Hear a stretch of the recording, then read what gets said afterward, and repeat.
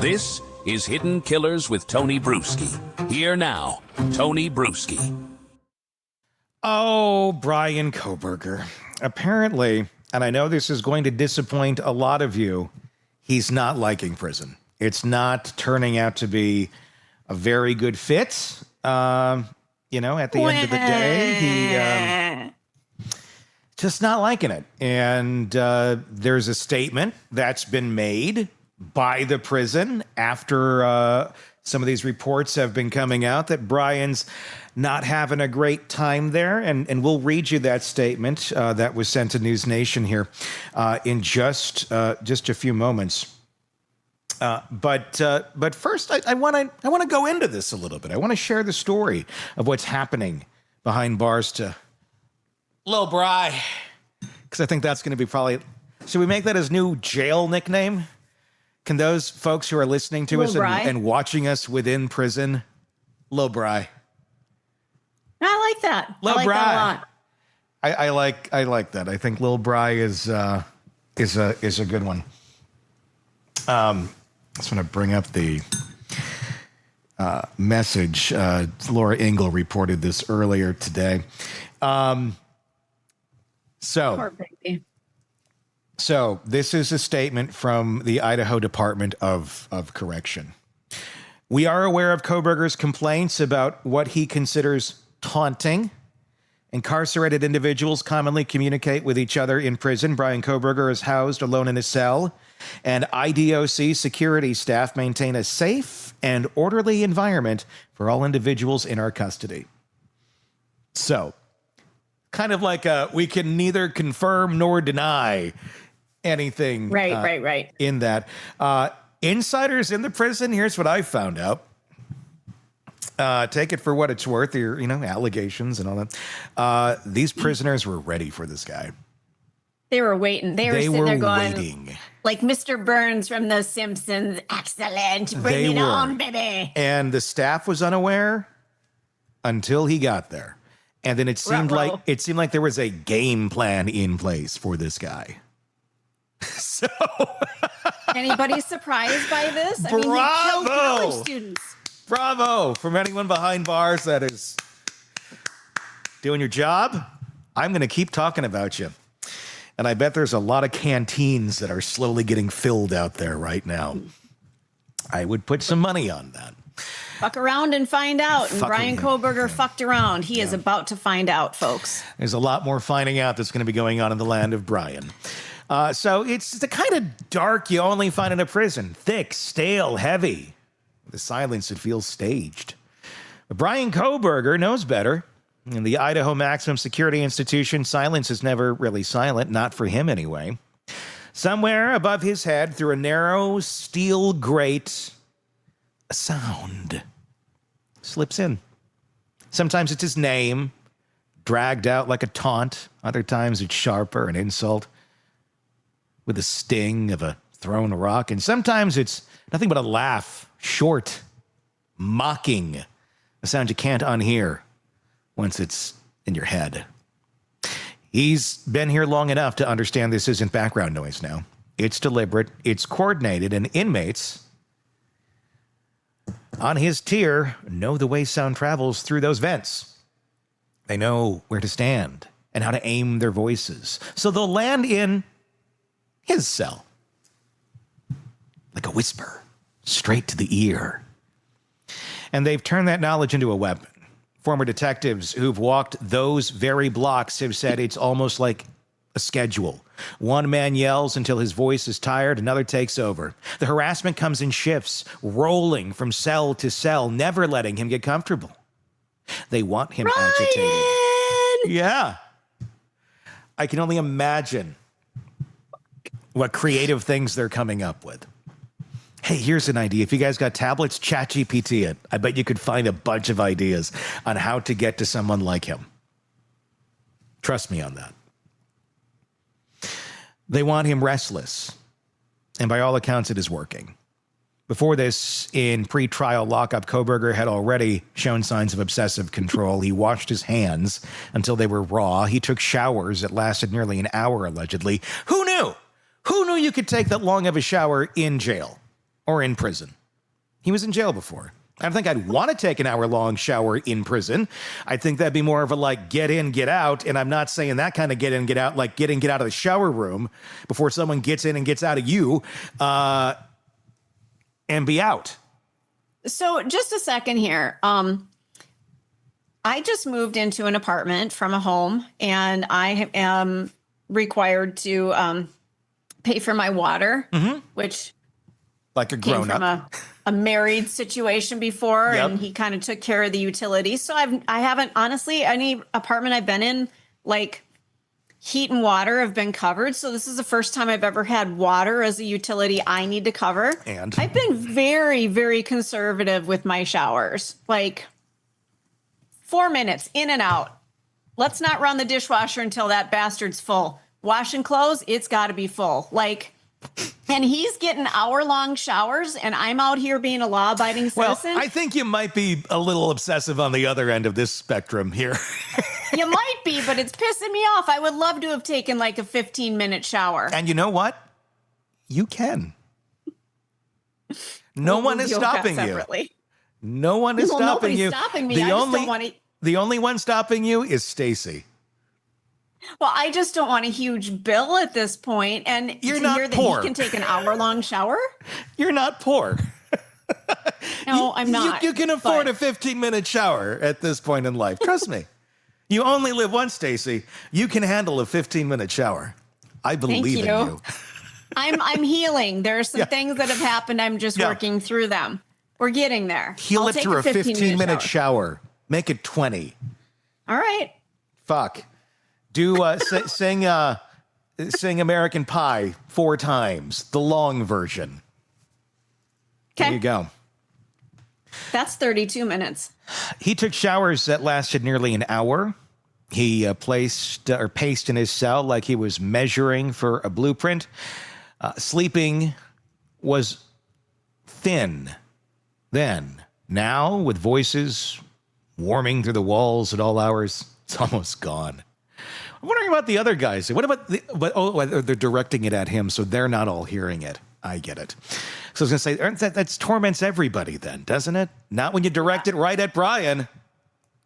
Ingenious. Yeah, they're going to get mad, be like, it's his fault that I'm going crazy. Drive him nuts, friends. Drive him nuts.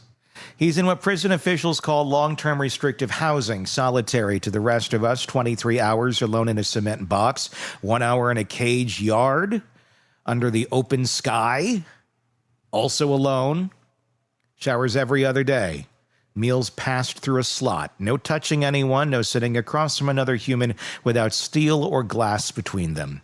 It's meant to keep them safe, to keep others from making him the next headline. But solitary doesn't block sound. And sound is the one thing his neighbors have mastered. The guards hear it, of course, but there's only so much they can do. In prison, words aren't a crime. A threat has to be credible, physical, imminent. And so the taunts pour in unchecked, leaving no bruises, no paperwork, just a steady erosion of peace. Of, if you want to call what he has mental stability, whatever that baseline is in Bryan Kohberger. This is as hard as it is the safe version of prison for him. Because in the other version, the one that could become real if policies change or cell space runs out, he'd be in general population. And that's a very different game. One they've probably already played multiple times over in their head, just like this one. And they already know the outcome. And guess what? You don't come out a winner, Bryan. Nope. General population is a max security prison. Is its own ecosystem. You eat with other inmates, you walk the yard, you work the jobs, kitchen duty, laundry, cleaning, if you make it that far. You're in proximity to men who might smile one moment and then lunge at you the next. For someone with a case like Kohberger's, 4 young students killed in their own home, it's like walking into a room where everyone's already read your life. And history tells us what happens to inmates like that. Let's go through that list, shall we? We'll start with Jeffrey Dahmer, convicted of crimes so grotesque they reshaped the country's concept of evil. Didn't make it 2 years. He was beaten to death in a prison bathroom. with a broomstick in broad daylight while cleaning alongside other inmates. Yes, the broomstick entered orifices, Bryan. Yes, it did. Multiple ones, if I recall correctly. And he died. He luckily died. I'm going to guess maybe these guys might want to hold on to you a little bit longer. Or maybe you get to have this experience more than once. Lucky you. And then there's James Whitey Bulger, the feared Boston mob boss, lasted less than a day. At USP Hazleton, inmates armed with a padlock and a stock and a homemade shiv attacked him in his cell, beating him so severely he was nearly unrecognizable. His tongue was almost torn out. Ugh. Yeah, that would be nasty. Oh. Can you imagine if you lived through that, Bryan? No. Oh. Almost like what your victims went through. That's not going to be good for commissary time. Yeah, I mean, I guess it would really kind of, I don't know, what do you do if your tongue's gone and you're still alive? How does that work? Huh. Liquid? Huh. I wonder if we'll find out. Don't take any of these things as ideas, anybody. I'm just reading history of things that have also happened to folks like Bryan Kohberger. Hugo Pinell, a name whispered in California prisons for decades, spent 45 years in solitary confinement. The day he was released into the yard with other men, they swarmed him, and he was stabbed repeatedly and died where he fell. They were waiting for him to come out. This is the exciting stuff you have waiting for you when the price is right, Bryan. The wheel is spinning now, isn't it? Beep, beep, beep, beep, beep, beep, beep, beep, beep, beep, beep, beep, beep, beep, beep, beep. $1. Oh, you get to go to the Showcase Showdown. Even Roof Percival, an Alcatraz inmate whose crimes made him a pariah amongst his own, was targeted endlessly until he broke, self-mutilating in an act so desperate it still makes seasoned prison historians grimace. These aren't isolated incidents. They're part of the culture. In prison, notoriety is a double-edged sword. It makes you famous, but it also makes you a target. And crimes against women and children, or crimes with a certain kind of public outrage attached, are at the very bottom of the inmate hierarchy. So, Bryan, you're not going to the top anytime soon. You're not even going to enter the countdown at number 40. Casey Kasem's not going to count you down. Nope. But I'm going to guess there's a lot of other folks who are going to count you down. Men with nothing to lose will use someone like Kohberger in many ways and as a way to earn instant respect from their peers. If Kohberger were moved into general population, the danger would be immediate. Maybe not the first day, or maybe not the first week, but it would come. A little shove, blade in the yard, a weapon smuggled out of the metal shop. In prison, the best attacks are fast, decisive, and often over before guards can respond. The irony is, solitary, meant to protect him, could be the thing that unravels him mentally long before anyone else can even touch him. Extended isolation eats away at the mind. The habits he's clung to for control could spiral into compulsion more than they already are. Paranoia, more so than it already is, will set in. Without human interaction, small slights feel amplified. Threats loom larger. And if he deteriorates too much, prison officials might have to move him, not into general population, but into a mental health unit. That would mean sharing space with others, albeit in a somewhat controlled environment. But even there, the rules of prison hierarchy still apply, and notoriety still attracts attention. So the question becomes, which is the greater danger? Staying locked away in a concrete box with nothing but voices through a vent to accompany? Or being put in a setting where those voices now have hands, shivs, and opportunity? For now, Idaho seems committed to keeping him in isolation. They've seen what happens when other prisons gamble with high-profile transfers. No one wants to be the facility that failed to protect or control the most infamous inmate in their state. But the reality is, solitary space is finite. Budgets are tight. Policies shift. All it would take is an administrative decision, a bed shortage, or a calculated risk to trigger a move. And if that day comes, Kohberger will walk into a space where the taunts are no longer echoes in the dark, but men standing in front of him, ready to collect a kind of currency you can only earn in blood. Until then, he lives in that strange purgatory between isolation and exposure. Every night, the same ritual plays out, voices through the vents, pacing, hand-washing, a body that can't rest because the mind won't stop listening. He knows he'll be back tomorrow night, and the next, and the next. The silence when it comes is almost worse, because in the gaps between the shouts, there's nothing left to hear but his own thoughts, and the knowledge that the control he once wielded over his life, his environment, and his image is gone forever. And here he's not feared. He's not respected. He's prey. And whether the predators can reach him with their hands or only their voices, they've made one thing clear. Bryan Kohberger will never know peace again.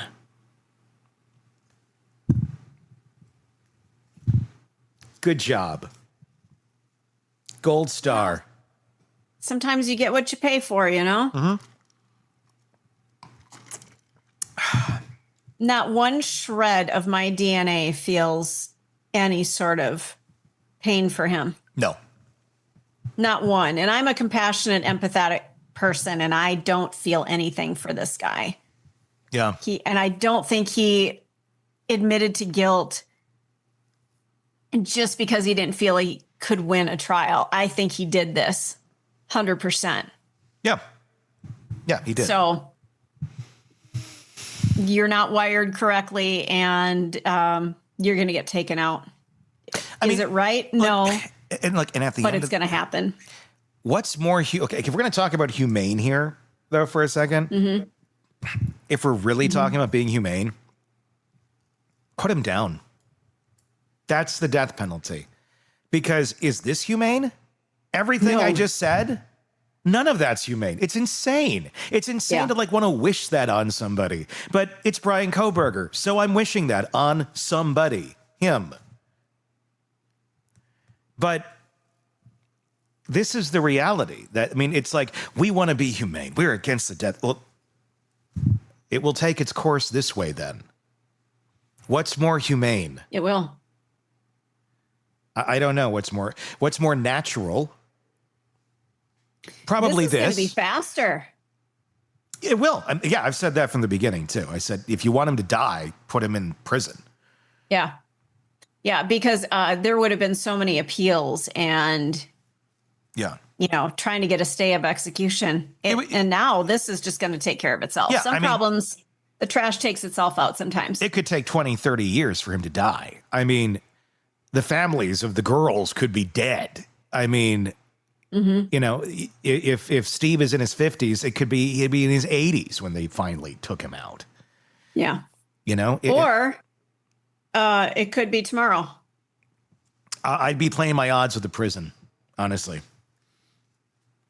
If I were, I get all the anger of Steve, and I very much agree with him. But when you take a breath and you go, okay, this does make, if those are my kids and I wanted this guy to die, this is how I would bet on it. I wouldn't bet on it with the justice system. I agree. So that's the latest on Bryan. He's not liking prison. Shocker. Oh, shocker. Do they have vegetarian options in prison? Do they honor that? Yeah. They do. I think they do. Yeah, I thought I read that somewhere. Okay. Boy, and I thought I was having trouble adjusting to my new living space. I guess I need to chill out. I wonder if the vegetarian options are better than the meat options. And I say meat in air quotes. Be interested. Anybody who's had this, tell me in the comments section on YouTube. I'm curious. If you were in prison, what's the best way to navigate the food situation? Yeah, curious in the comments section there. Just search Hidden Killers with Tony Bruschi. Press subscribe while you're there. And if you're listening to us on the podcast platforms, hit subscribe so you can take us wherever you may go. Until next time, for Stacey and Tony, we will talk again. Want more on this case and others? Then press subscribe now and don't miss a moment of true crime coverage from Tony Bruschi and the Hidden Killers podcast.